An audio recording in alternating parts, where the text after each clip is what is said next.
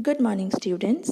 In this video, we are going to talk about human ear, a topic from chapter 13 that is sound. Human ear, as we all know, that it is one of our sense organ. It senses the impulse of audio which are present in our surrounding. So with the help of ear, we are able to hear the sound. But ear is not only an organ of hearing, but it is also an organ for maintaining equilibrium and balance of the body. For that, I would like to give you an example. Imagine that you are there in a dark room and somebody calls your name. You are not able to see anything, but you are able to walk properly in that dark area. Now, how is that possible? How do you able to maintain the balance of your body but you're not able to see anything? Right? So that balance of the body is actually maintained by our ear. So as now we can say that ear is not only an organ for hearing but and also an organ for equilibrium and balance of the body. You know that in most of the animals as well as in human being, we have a pair of ears which are present on both the sides of our head. And the branch of science which deals with the study of structure, function, and diseases of ear is called otology. So that was the introduction. Now let's see the structure of ear. Now this is the structure of ear, as you can see in this particular diagram, where you are able to see the parts which are visible from outside as well as the internal parts of the ear. So one by one we are going to discuss about the parts which you are able to see in this particular diagram. So when we talk about ear, it basically consists of three parts: external ear, middle ear, and inner ear. So let's see one by one. First one is external ear. Now the external ear basically consists of two parts. One is called pinna, another is called ear tube, ear canal, or external auditory canal. These are all names for the same part itself. So what is that pinna? A pinna is oval, somewhat funnel-shaped, skin-covered flap, which you are able to see from the outside. And this pinna, it is present externally so that it can collect the sound waves and directs them into the ear tube or ear canals. Ear tube or ear canal, it is an S-shaped tube leading inwardly from the pinna. So from the pinna, a tube arises which is called ear tube or ear canal. And this ear tube, its outer part basically consists of certain hair. This hair provides us protection. How it provides us protection? It keeps the dust out of our ear. It doesn't allow dust particle to move inside. And its inner region consists of certain wax glands which secretes wax, and that wax protects the ear and it also lubricates the ear. So you must have noticed when we clean our ears, a brown colored wax comes out. So the wax, it actually protects our ear, but its concentration should not increase. Right. So that is ear tube or ear canal. Outer region of ear canal basically consists of hair, and the inner region of ear canal consists of wax gland. So in this particular diagram, you can easily see our pinna, and from the pinna, how ear tube is leading inside, and at the end, at the edge of the ear tube, you can see one part which is called eardrum. Eardrum is also called tympanum or tympanic membrane. Now, what is this tympanic membrane? This tympanum or eardrum is basically a thin oval and tightly stretched membrane which closes the ear tube internally. And what is the function of eardrum? That it transmits the vibrations to the middle ear. The vibrations which are received by pinna is transmitted to ear tube, and from the ear tube it reaches to the eardrum, and those vibrations are further passed on to the middle ear. So these are certain parts which are present in external ear: pinna, ear tube, as well as tympanum.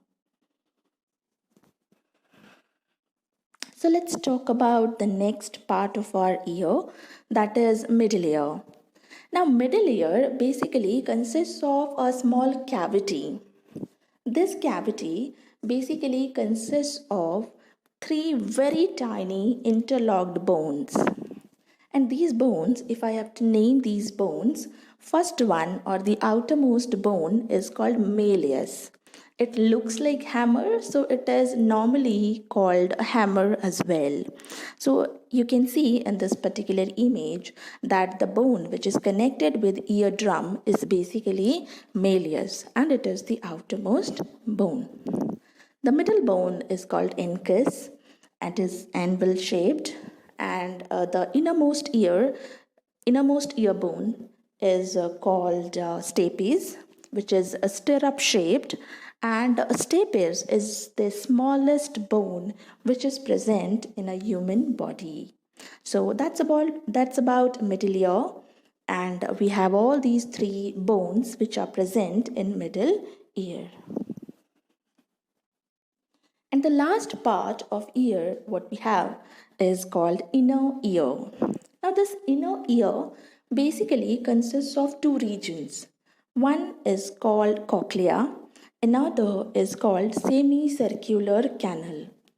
So cochlea, as you can see in this particular diagram, that they are long spirally coiled tube, and if we see the internal structure of cochlea, it basically consists of organ of hearing.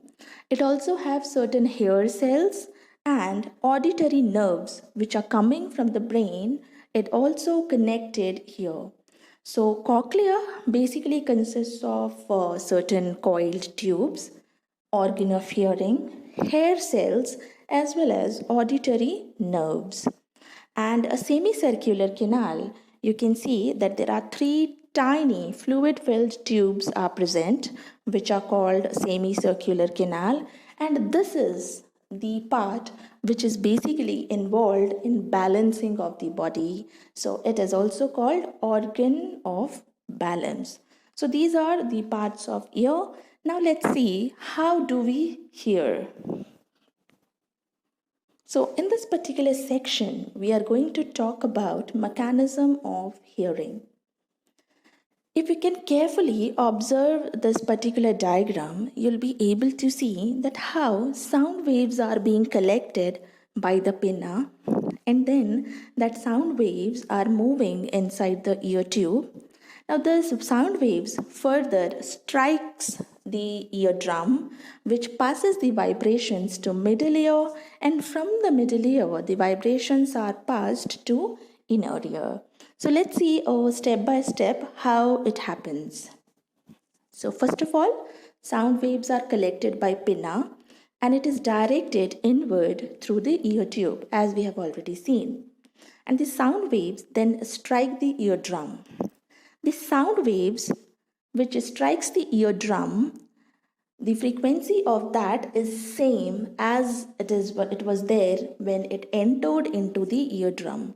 So tympanum or eardrum starts to vibrate with the same frequency as the frequency of the sound which entered into the ear with the help of pinna. The vibrations from the eardrum, then it is passed to middle ear, and in middle ear, if we talk about, it is passed to the bones. And these three bones which are present in middle ear, they basically amplify the vibrations. And after the middle ear, these vibrations are basically reaching to the inner ear. Now we have seen that cochlea consists of organ of hearing, and in that particular part tiny hair is also present. So as soon as vibrations reach the organ of hearing, the tiny hair starts to vibrate, and these vibrations or signals are passed to auditory nerves, and these auditory nerves takes the impulse or vibrations to the brain, and hence we are able to hear the sound. So this is the mechanism of hearing, that vibrations are first received by the pinna, passed on to ear tube, then from the ear tube it is passed on to the eardrum. Eardrum starts to vibrate, passes the vibrations to the ear bones, and from the ear bones it reaches to cochlea, where organ of hearing is present, tiny hairs are present. So due to vibration of tiny hair, the vibrations or signals basically reaches to the auditory nerve, and from the auditory nerve this impulse is reaching to the brain, and we are able to hear the sound. So I hope you understand that. So that's all about a structure of ear and mechanism of hearing. Thank you.